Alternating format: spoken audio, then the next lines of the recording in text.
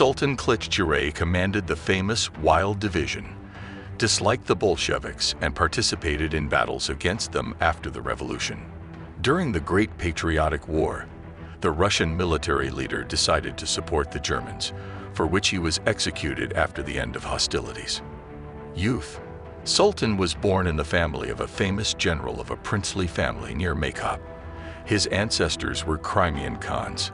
WWII decided to follow in his father's footsteps, graduated from Larenskaya Gymnasium, and then Junker School with honors.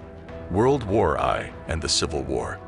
In 1914, WWII was sent to fight with the Germans. He often disapproved of the involvement of mountaineers in the war, but he never abandoned his duties and performed them selflessly. For this, he became a lieutenant colonel in a year, and in 1916, he was promoted to colonel.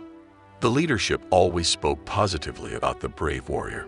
He was very irascible in everyday life, but in battle he was characterized by bravery, was a calm commander, and able to find a common language with his subordinates.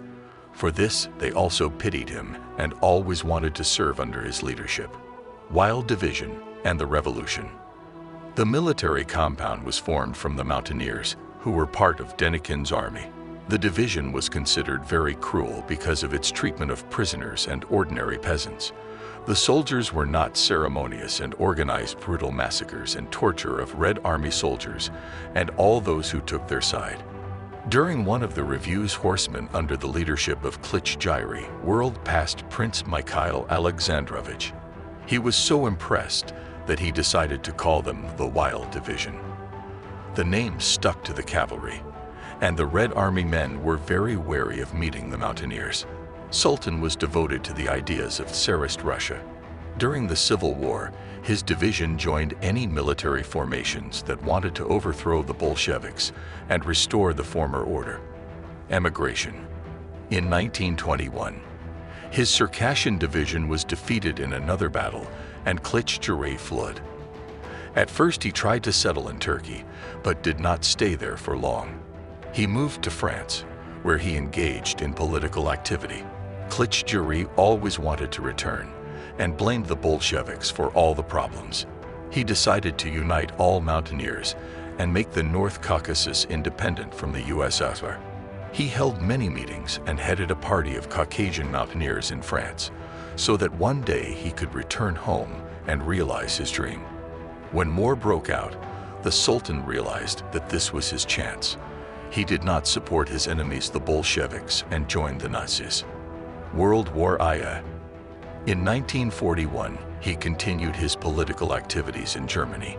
In 1942, he moved to Warsaw, where many natives of the Caucasus were in captivity. There he agitated them to join his newly formed detachment, which was supposed to destroy partisans. General Naumenko later recalled that WWII had to make a speech to the Caucasians. In Circassian, he addressed the prisoners and said that he offered to join the Wehrmacht. At the same time, he warned that the Soviet army would be able to defeat the Reich, and men had better not fight for them. If you go with the Nazis, you will die, and my case is settled. But the Germans didn't understand. In all, about 6,000 soldiers joined the Legion. First, they were sent to Croatia, where they had to suppress uprisings. They brutally destroyed partisans, drove all survivors into concentration camps. Historians write that the North Caucasus Legion was very cruel. They zealously executed any order and did not spare people. At the same time, the Germans considered the mountain compounds unreliable. The soldiers often deserted. For this purpose, WWII even became the head of a special newspaper, Gazavat, which conducted propaganda activities. In the first battle with the Red Army, they were completely defeated, the last years of his life. In 1943, he was transferred to Italy, where his legion guarded important objects from partisans. In 1944, he began to lead the National Committee, created from the natives of the Caucasus.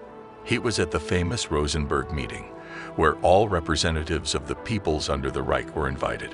When the war was lost, WWII decided to surrender to the British. But they betrayed him and almost immediately handed him over to the Bolsheviks. He was tortured for a year and a half, after which the court decided to hang the Highlander. The hearings were held in closed mode, so there is very little information about them. Many eyewitnesses were present at the execution of Klitschko for anti-Soviet struggle. They recalled that the mountaineer was very proud and went to the gallows himself. The general pushed the warders away and climbed up on a stool. Even his executioners looked very surprised. They had never seen such courage just before death.